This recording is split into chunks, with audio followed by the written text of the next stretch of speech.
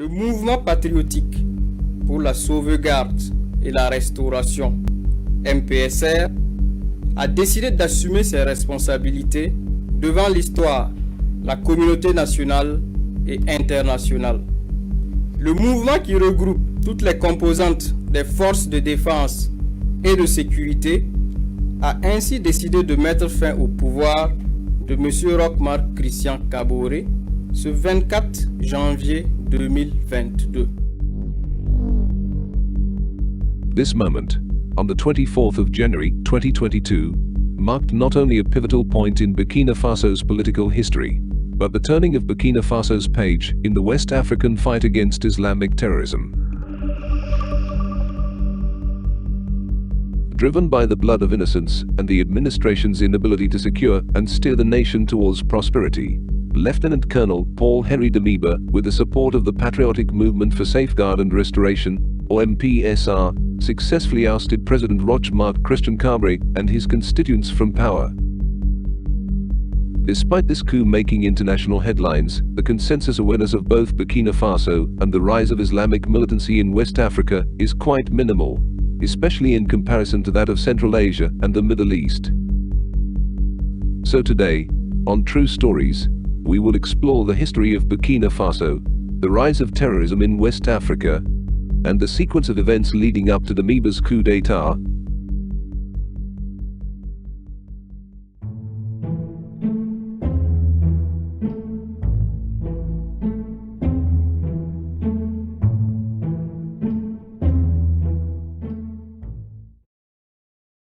This story begins on the 11th of December, 1958. Upper Volta, a landlocked nation between Mali, Niger, Benin, Togo, and the Ivory Coast, had become an autonomous republic after 62 years of French occupation, eventually receiving full independence from France in 1960. The official name for the administration was the Republic of Upper Volta. However, despite seeming like a sign of prosperity at the time, the reality was, and is, on the opposite end of the spectrum, with Burkina Faso rife with both economic and political instability, arguably beginning with Maurice Yemiago, the first president of Upper Volta and leader of the Voltaic Democratic Union. Yemiago saw to the banning of all political factions, with the exception of his own.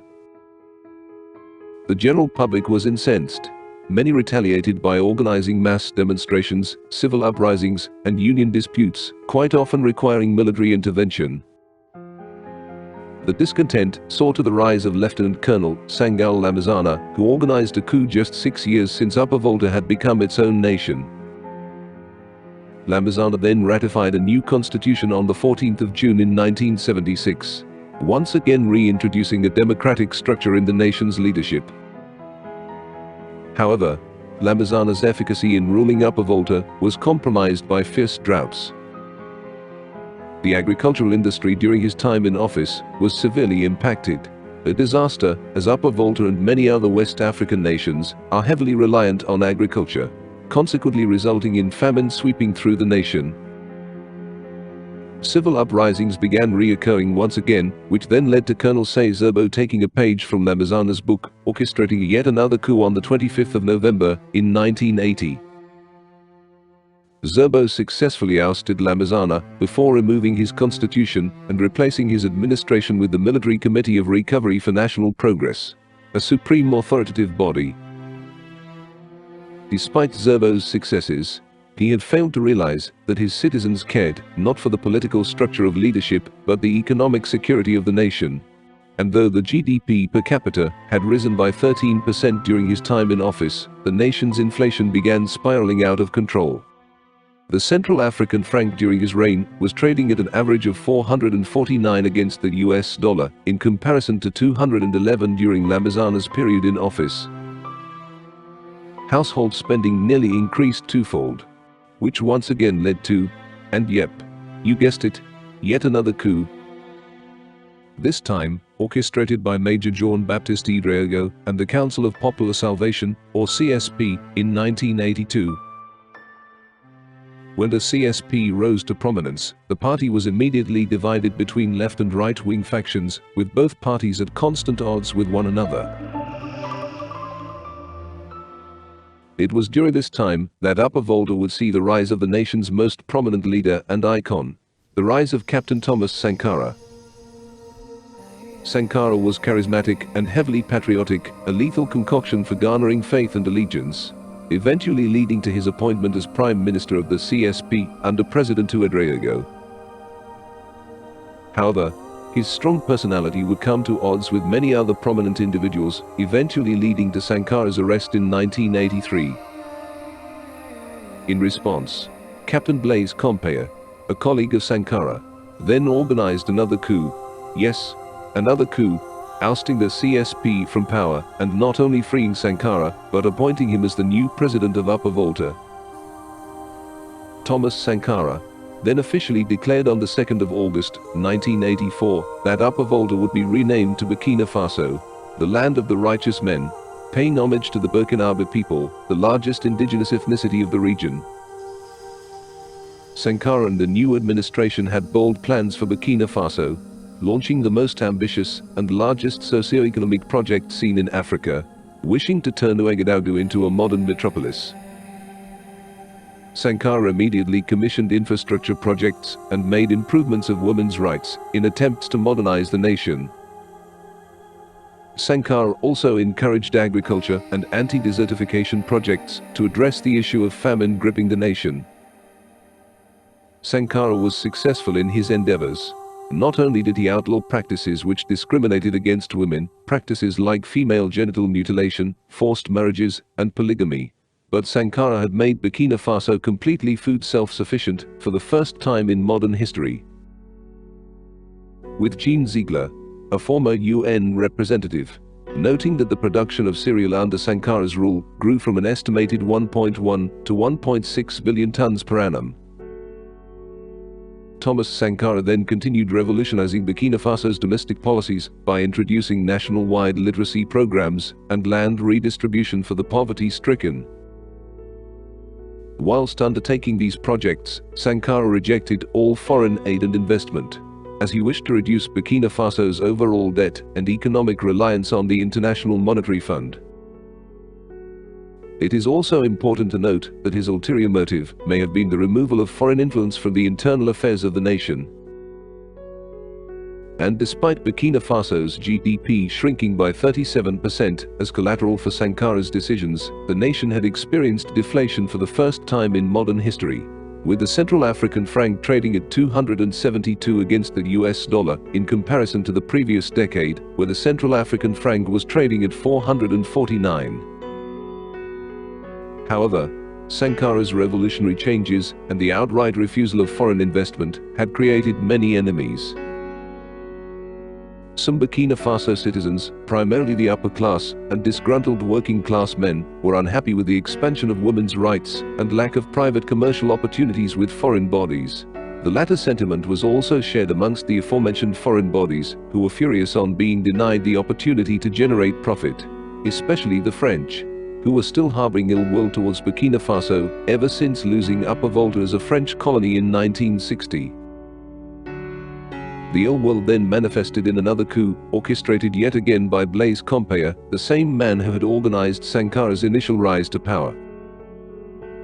Compaore backstabbed and assassinated Sankara, along with 12 other Burkina Faso officials, on the 15th of October in 1987, assuming presidency of the nation not long after. This power play was met with outrage from the citizens, with many even claiming that France's foreign ministry, the Quai d'Orsay, had funded Compaore and his coup. Compaore then announced to the public that his motives were the deterioration of foreign relations, primarily France and the Ivory Coast, which did not come as a surprise for many. Compaore's administration, which had lasted until 2015, was arguably filled with corruption and failure, with Burkina Faso being a democracy only by name. Both elections in 1991 and 1998 were arguably rigged, with many considering them to be illegitimate. The economy of Burkina Faso had completely diverted from Sankara's trajectory, becoming once again reliant on the International Monetary Fund. To make matters worse, the development of infrastructure was no longer a top priority, leading to Burkina Faso becoming one of the most least developed countries in the world, with growing debt and inflation. Which is terrible to say the least, as most nations would want one or the other, not both. The lack of development has also impacted the nation's agricultural industry, which had been one of Sankara's crowning achievements. The industry is now lagging behind in comparison to that of the nation's population growth, reintroducing food insecurity to the nation.